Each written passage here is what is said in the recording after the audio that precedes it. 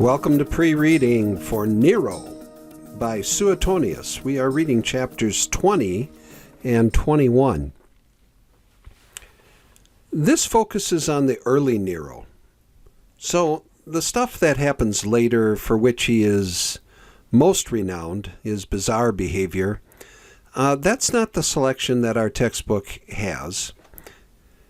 It's interesting to us as people who will be dealing with the New Testament as part of our life's work, that we focus on the early Nero and learn about him, and the consensus is he started out pretty well. Why is that noteworthy? Well, it was because St. Paul, we think, as best we can tell, appeared before Nero around 54, 55 AD. So this would have been the young Nero.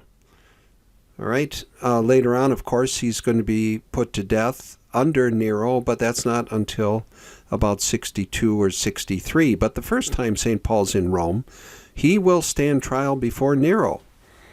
And we're reminded of the gospel lesson. God will see that his saints get justice. And he did. St. Paul was set free. So now we have Nero the artist. All right. Now, the biggest challenge in this section is vocabulary. There's a lot of words. And there's a few Greek words that got imported.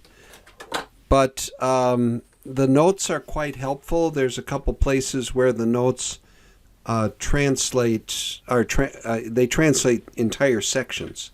Okay? So, let's begin here. So, again, we see that tendency, but here, of course, because of the preposition inter. All right, but we're just chunking this out here.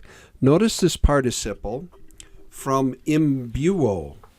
Okay, so the passive participle, it can mean to soak or wet, but here it can also mean to instruct or train. This is going to be talking about Nero's voice lessons or his lyre/voice lessons. So he wanted to be a musician, a performing musician, right? So, trained. Now, inter ceteris disciplinas, pueritiae tempora, of that time of childhood, or at that time of boyhood is the way I would translate it. So when he's a young man, remember he became emperor at the age of 16, so we're talking about a time before that. Yes. Now, we have an ut here, okay, but your notes tell you to take statim ut together as a clause that means as soon as possible, or as soon as he could. All right? What did he do? Well, he went and got this guy, terpnum. Now, this is a Greek word, kitharudium. Kitharudium, okay? We have our modern word guitar that comes out of this, okay? Vigintim tunc praeter alios, all right, before others, okay? And now we have a qua, right? And, all right, now, okay, post canum, pretty straightforward. Now, make sure you get the correct case on that present participle. The phrase in multum noctum, literally it says in much night. So we understand that to mean late into the night, when, after nightfall, we're going into much night. So late at night is a nice way of taking it. So acidanes here, not a participle, but just a adjective here. No, I take that back. Acidio. Yeah, that is a participle. Okay. So again, what case is that participle? Okay, Paulatim, little by little. Yeah. Now, we really have to pay attention to the quapit here. Okay? He began to. And this is going to be followed by a number of infinitives. Let me just highlight them. Okay? So there's two deponent infinitives. There's another one. And even down here, yes, even this infinitive, and this infinitive, and this infinitive. Okay? Oh, yeah, and this one too, kleistere. All right? All of those infinitives, your notes point this out, are really controlled by this verb here, quapit. He began to. All right? He began to do this, then he began to do that, then he began to do this, then he began to do this, okay? And then he began to do that, and this, and that. All right? You should just kind of keep repeating the quapit here. All right? It's just these infinitives. Now, he's just, that's the way that Suetonius has structured it. And once you know that, it's not too bad then to see how it all fits together. You just follow the commas, right? Now, we have a well clause here with, and they're both kind of governed by this here. Remember, causa takes the genitive, all right? And so here we have a genitive clause, and here we have another one, too. This is subjunctive because it's kind of what we call a generic clause or a relative clause of characteristic. Okay, so in English we sometimes say that, well, he's not the kind of guy who would do that.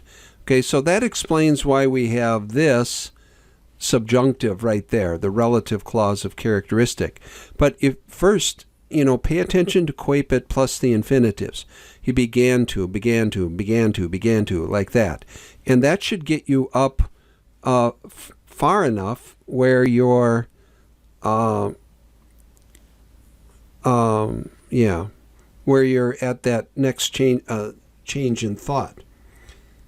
Now, donek can be used with the subjunctive or it can be used with the indicative. Here we have, well, what color should I use? Green. We have donek plus an indicative. So this is the actual reason. All right?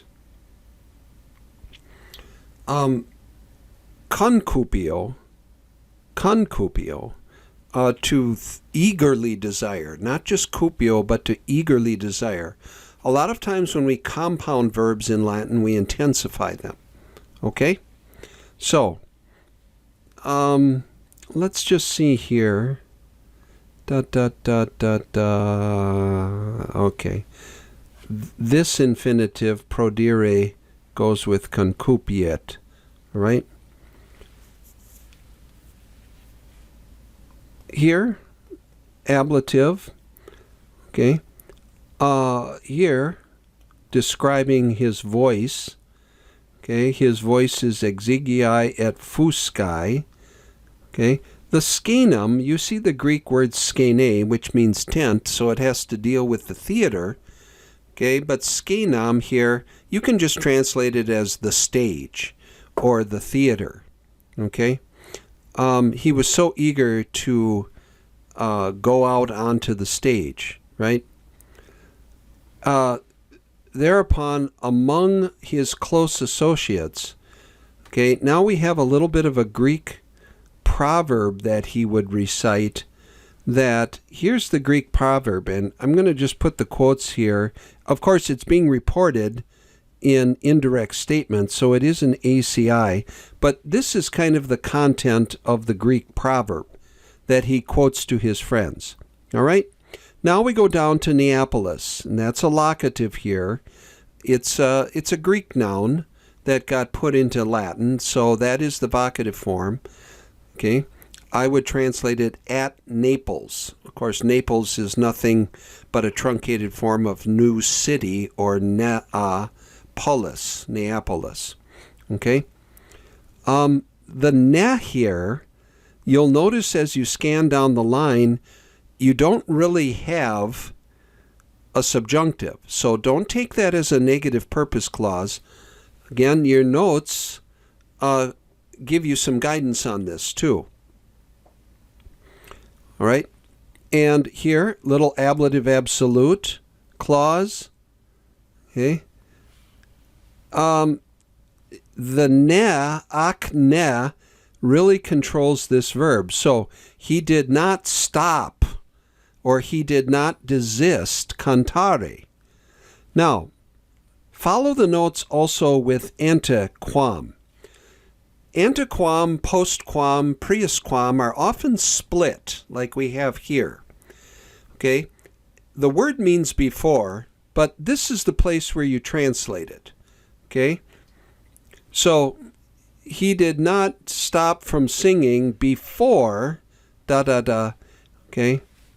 And here, antequam, in the taking the subjunctive, okay? And what kind of nomen is it? It is an incohatum nomen, okay?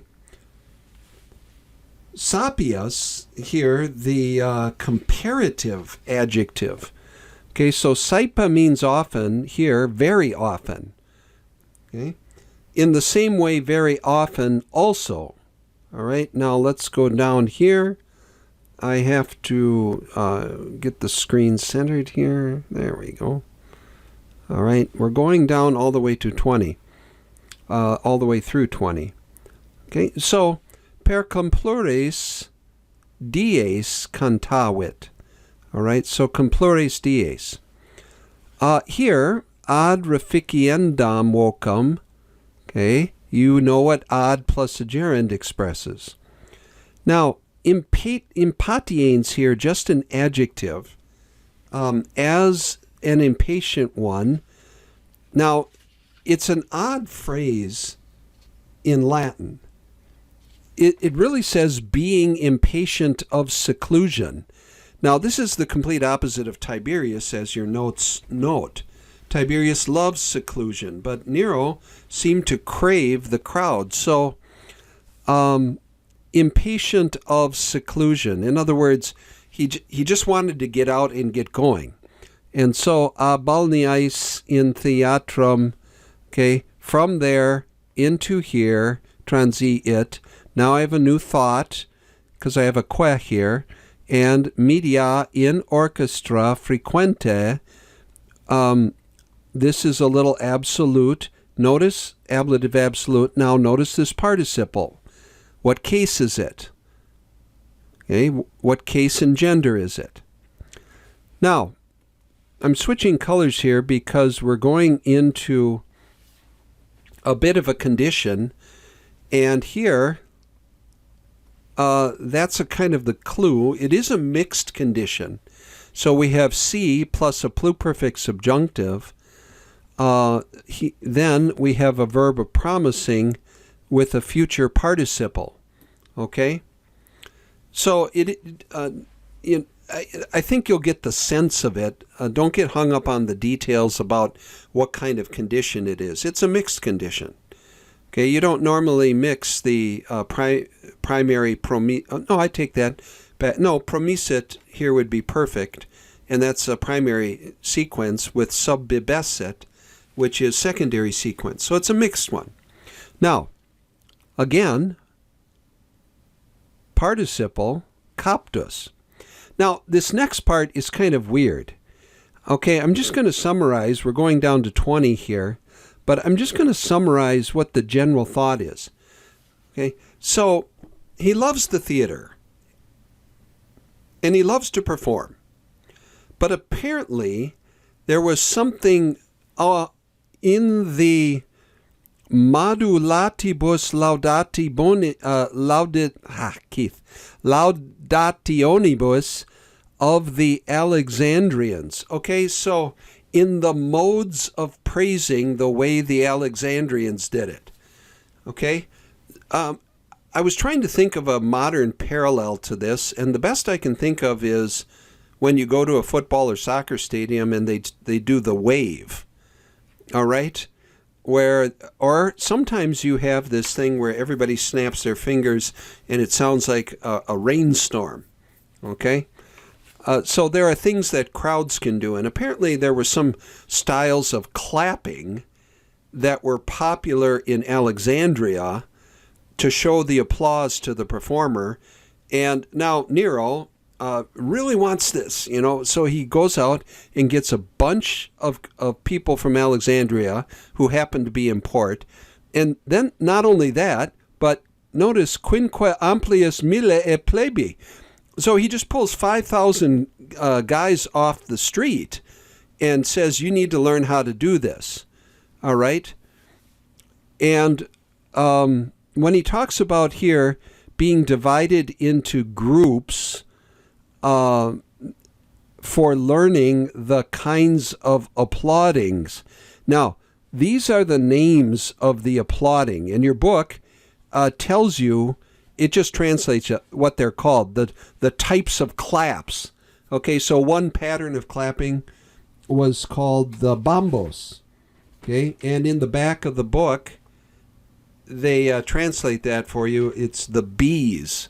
So I don't know if everyone went zzz or something like that. I don't know. And the second one, the imbriques, are the roof tiles. So those clay tiles out of which Roman roofs were made had a unique pitch and sound to them. And then the last one is the testas, and this is the word for bricks.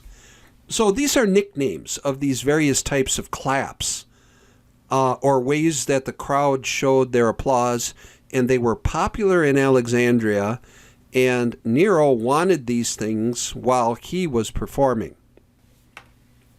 So that's what that's all about. Okay?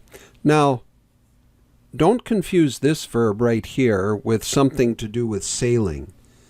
The verb nawo, naware, means to perform energetically, and your dictionary even gives operam naware as an idiom, which means to act energetically. So, of course, the bottom line is that the duques of these groups of kids who are learning these various claps, merebat, they earned quadringenia millia sestertia.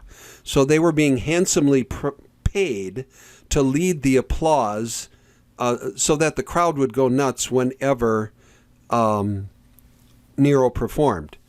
And not only that, these youths had to have coma hair that was outstanding and luxurious.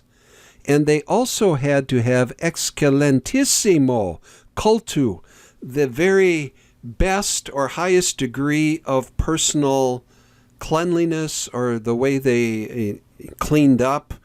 Cultu, their grooming, I guess, is the one way you could train it. And then, or translate it, I'm sorry.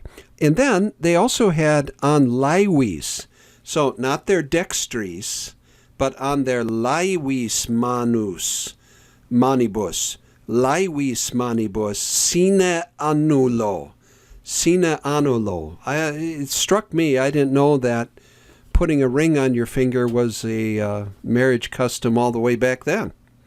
But apparently so. So here we get a little insight into Nero's narcissism, that he hires people to clap and go crazy with a special kind of clapping that they do in Alexandria. If you have already started to translate this and it's sounding kind of bizarre, chances are you're on the right track. But I hope this pre-reading video helped you a bit, and I hope we can get your questions answered tomorrow in class. Wale!